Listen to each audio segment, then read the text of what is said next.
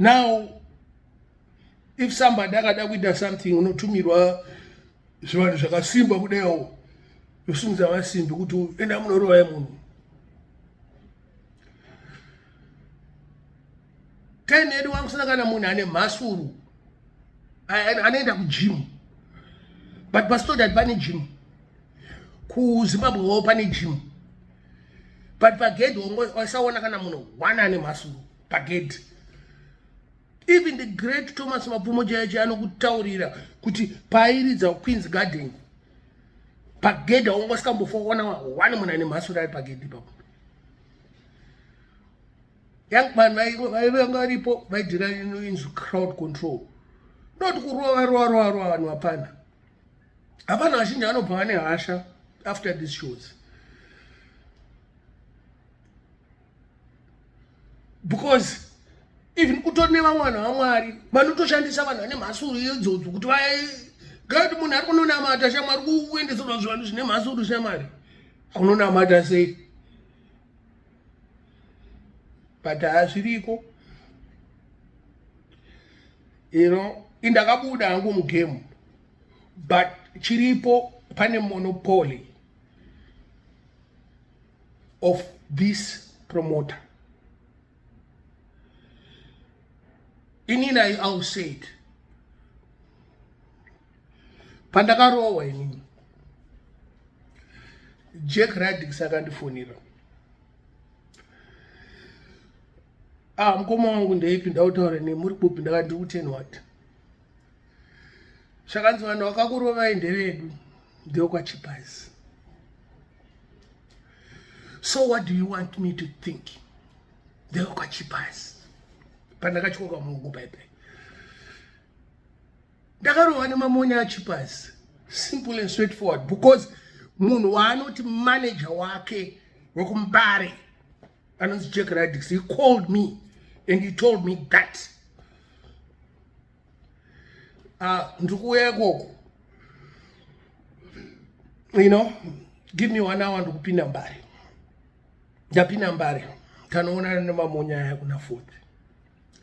Ndakamutaura kuti if these people say one word which is wrong, chete munosara muchitaura mega. No police, no nothing. Ndine plaster akaenda rohwa kai nemamonya aChipaz. Remember, handisiri ndakazvitaura, zvakataurwa naJack Radics kuti vakomana vakakurova vanoshandira Chipaz. Ndevedu. So you expect me to be quiet and go on ndichiona zvimwe zvinhu zvakadai zvichiitika? No.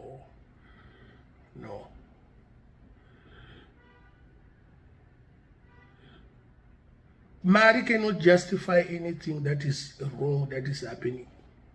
We are small players, Panishinis. I'm not a businessman. Some people are businessmen, they are business oriented.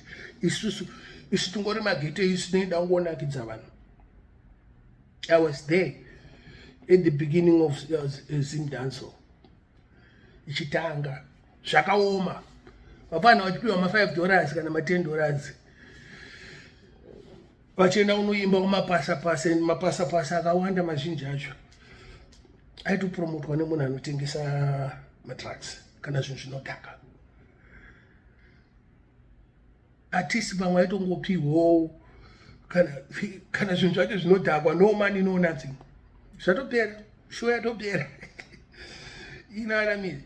So it's not about kunzi hanzi kana zvine mari chimboita. Wakavharidzira vanhu vese, wakavharidzira munhu wese aita zverege. Mama Red Rose, big up yourself. Cedric Steele, Black Giant, big up yourself. Saying every day, those people were there for the youths. They had the love for the youths. And they have respect for the youths. This promoter is there for the money. That's it. Doesn't care what happens.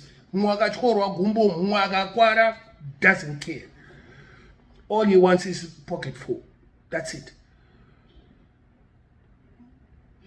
zuva pachafa munhu kudhanza ndopa vachaziya, because all this situation, the minute you put a barbed wire which will protect the stage, somebody will say, go barbed wire, yes, Rochi. Makufukati magete izikana hakuda kuti zvidone chinodona chibarbed wire kompa chadona vakwira vanobata artist wavo pa stage. Magete itano akira. It start with one person, 2, 3, then it become 500 people. In andisimuno wako akira ndutaura mafacts. Because I was there. When reggae music by yapinza vanhu 10. First show yedu yatakaita Mr. Sister kapinza vanhu vanenge 15. Then we grew from there. Ava vakahakira vakauya zvinhu zvakaitwa kudhara. The foundation was already set. Wazviona. Uchi hwangu watopo kudhara chava kungomora chete. Still one jabi yanga seta kudhara. Africa A1 yanga yaseta kudhara. Silverstone yanga yaseta zvinhu izvi kudhara. Star Time. Dandaro Rockers. People don't know all those people. You understand? The front line. You should know those people to understand where we are today. Even when I came here to Canada, reggae is my apartment, like my apartment yangu ni ndani munongobiswa masofa oiswa muningi. Pay mune yanga iri 6 mabia. But muna atakura ma speaker. Aya motkari. But the dance right romumba. Ngazvinzwisa. Until kwakasungoya ma-culture vultures. Those are this promoter is a culture vulture. He doesn't know nothing about reggae music, nothing about dancehall, nothing about ghetto youths. You understand? These people are on a mission to destroy this thing. As long as they make their own money, they don't care what happens after. Kuti vapana varuwa ma-drugs here. Vapana varuwa abuse alcohol here. I'm a person who drink alcohol. You understand? But 10 years, you could control, you know what I know. Jobs. Boys who are doing banjo. When I put a banjo, I end up with chubu. Because the selector wacho, when I run a sound, I put a banjo, I say, Jabia put a banjo, reads the music. So that means you're actually promoting it. Saka one crowd Ndarani akadisa manje banguru musaka inindo Tanzania kuputa uyachiputo. Nasika pute manje ke. Ndani wawa. First sound yokuisa masese mtaundi. Kutengesa masese mtaundi ku Jobs Night Club Silverstone. But anyways, one love here. Msanyebero ne wangwanu. Kwatakabva kure. Msanyebero. Kana munhu achitadza kungotaura chete kana kuti zita rekuti amai Red Rose, Cedric Steele, those two people hapana kwatiri kuenda.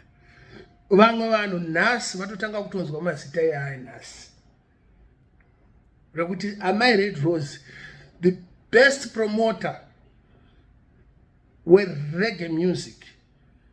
Because takati Zimdancehall takuita unge taku separate imashonere.